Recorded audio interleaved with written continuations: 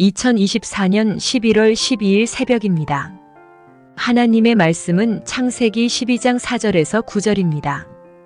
이에 아브람이 여호와의 말씀을 따라갔고 롯도 그와 함께 갔으며 아브람이 하란을 떠날 때에 75세였더라. 아브람이 그의 아내 사레와 조카 롯과 하란에서 모은 모든 소유와 얻은 사람들을 이끌고 가나안 땅으로 가려고 떠나서 마침내 가나안 땅에 들어갔더라. 아브람이 그 땅을 지나 세겜 땅 모래 상수리 나무에 이르니 그때에 가나안 사람이 그 땅에 거주하였더라. 여호와께서 아브람에게 나타나 이르시되 내가 이 땅을 내 자손에게 주리라 하신지라. 자기에게 나타나신 여호와께 그가 그곳에서 제단을 쌓고 거기서 베델 동쪽 산으로 옮겨 장막을 치니 서쪽은 베델이요 동쪽은 아이라. 그가 그곳에서 여호와께 제단을 쌓고 여호와의 이름을 부르더니 점점 남방으로 옮겨갔더라. 하나님 말씀을 증거하겠습니다. 아브라함이 이제 하란을 떠나서 가나안으로 이동을 하는데 가나안으로 이동하기에는 두 가지 어려움이 있죠. 일단은 나이가 75세입니다. 이 나이는 새로운 무엇인가를 하기에는 너무나도 힘든 나이죠. 또 두 번째 이유는 가나안은 비어있는 땅이 아니다라고 하는 것입니다. 누군가가 살고 있는 거죠. 가서 잘못하면 싸울 수도 있고 또 싸우다가 해를 입을 수도 있는 그런 상황입니다. 가는 것이 결코 쉽지 않은 조건이다라고 하는 것이죠. 그럼에도 아브라함의 그 위대함은 상황을 보지 않고 주님께서 말씀하신 대로 순종했다라고 하는 것입니다. 그래서 하나님은 그를 통해서 수많은 기적들을 또 복의 통로가 되는 그런 은혜를 주셨다고 하는 것이죠. 여러분, 우리 삶에 기적이 언제 일어납니까? 바로 순종할 때입니다. 깊은 데로 가서 그물을 던지려고 했을 때 그 말에 순종할 때 기적이 일어났죠. 또 이 결혼식장에서 물을 떠다가 아기까지 채우고 난 다음에 손님들한테 갖다 주려고 했을 때 그 말에 순종할 때 기적이 나타납니다. 그 다음에 물고기 2마리와 이 보리떡 5개를 5,000명에게 갖다 주려고 할 때 그 말씀에 순종할 때 기적이 나타나죠. 지금도 마찬가지입니다. 지금도 주님은 우리에게 기적을 베풀기 전에 먼저 순종을 요구하신다라고 하는 거죠. 여러분, 오늘 하루 여러분에게 주님은 어떤 순종을 요구할지 모릅니다. 그러면 그게 주님이 주시는 말씀이라는 그 확신이 여러분 가운데 들게 되면 여러분 너무 많이 생각하지 마십시오. 그냥 아멘 하시고 순종해 보십시오. 그 순종을 통해서 주님의 기적이 여러분과 함께 하실 줄로 믿습니다. 아브라함이 드디어 이제 가나안 땅에 도착하는데 처음 거처로 삼은 곳은 세겜입니다. 상수리 나무 근처죠. 보통 이 상수리 나무는 지대가 높은 곳에 자리했기 때문에 아마 이게 전망이 좋았을 거라고 생각이 됩니다. 바로 이곳에서 제단을 쌓았다라고 나오죠. 주님을 경배하고 찬양하고 예배한 것입니다. 그런데 이 상수리 나무는요, 그냥 나무가 아닙니다. 세겜에서 가장 풍성하고 아름다운 나무인데 그래서 당시 가나안 사람들은 영험하다라고 생각했던 나무였죠. 이곳에서 이렇게 점을 치고 나름대로 제사를 지내고 무당적인 행위를 했던 그런 곳입니다. 가나안의 신들을 숭배한 장소죠. 바로 그곳에서 아브라함은 최초의 제단을 쌓은 것입니다. 자칫 잘못하게 되면 기존의 제단을 오염시켰다라고 가나안 사람들에게 죽을 수도 있습니다. 그럼에도 불구하고 아브라함은 믿음으로 단을 쌓고 이곳에서 예배한 것이죠. 영적으로 먼저 가나안의 신들을 제압하고 들어간 것입니다. 여러분, 이 세상도 마찬가지인데 우리 눈에는 보이지 않지만 가는 곳마다 영적인 상수리 나무가 얼마나 많이 있는지 몰라요. 우리가 출근하는 직장에 있고 또한 사업장에도 있고 우리가 이동하는 모든 장소마다 이런 상수리 나무들이 널려 있습니다. 이렇게 악한 기운과 이 사악한 영적인 영향력이 가득하다라고 하는 것이죠. 그래서 어떤 집사님은 직장에 출근을 해서 가장 먼저 성경을 편다라고 합니다. 시편의 말씀을 이렇게 선포하는 것이죠. 내가 산을 향하여 눈을 들리라. 그러면서 한 장을 쫙 선포하면서 읽어 내려갑니다.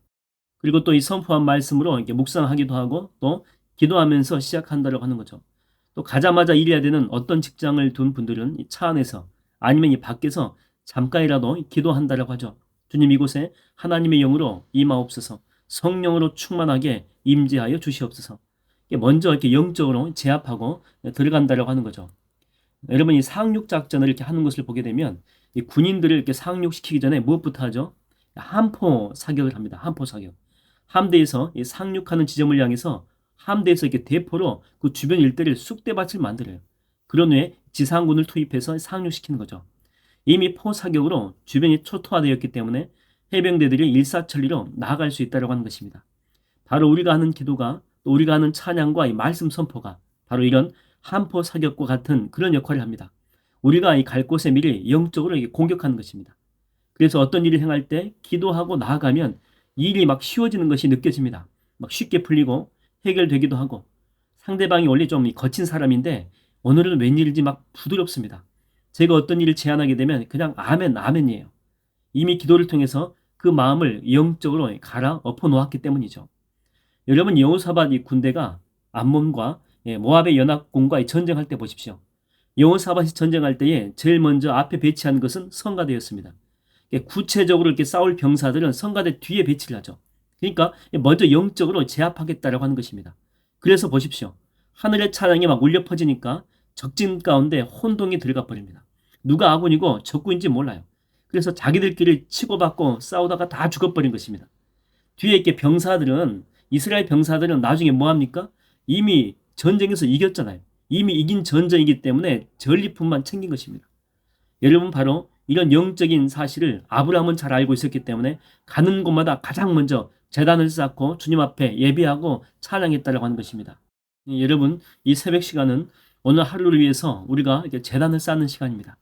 우리가 오늘 처한 환경들, 또 만날 사람들, 닥쳐올 그런 문제들, 그런 것들을 먼저 대면하기 전에 기도와 말씀 선포와 찬양으로 영적으로 먼저 제압하는 그런 시간입니다.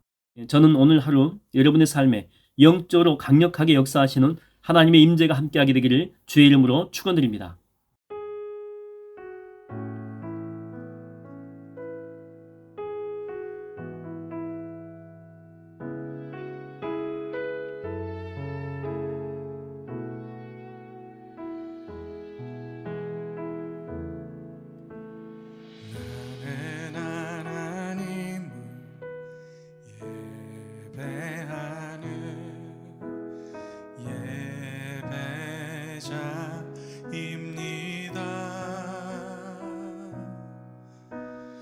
내가 서 있는 곳 어디서나 하나님을 예배합니다.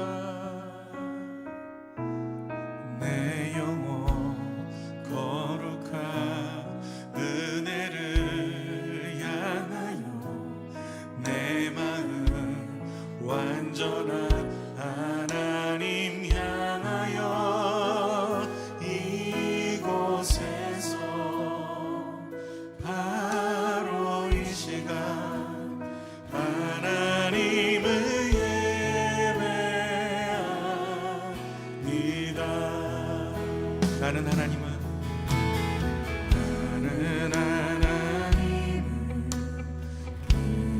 예배하는 예배자입니다.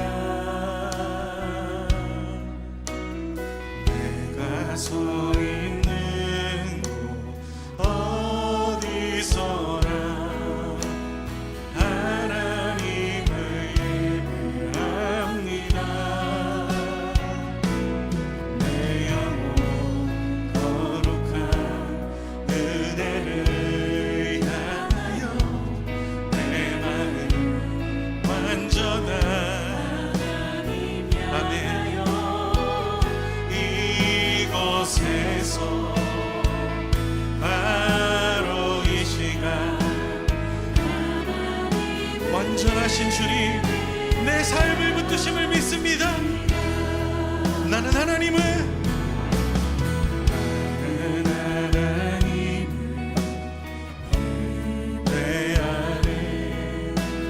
예배자입니다. 내가 서 있는 곳 내가 서 있는 곳 어디서나 하나님을 예배합니다.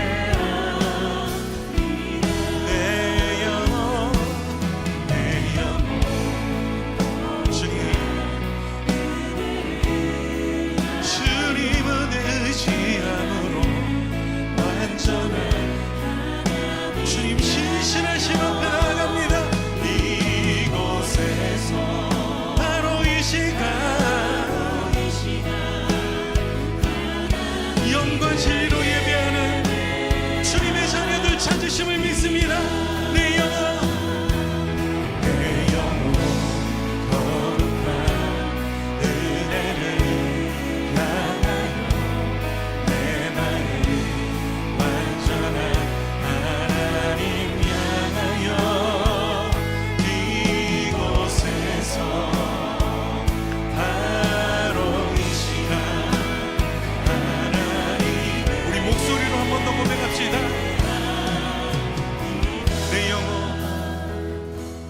내 영혼 거룩한 은혜를 향하여 내 마음 완전한 하나님 향하여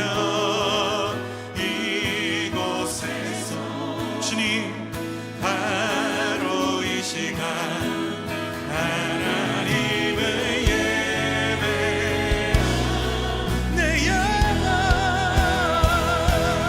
내 영혼 거룩한 은혜를 향하여 완전하신 하나님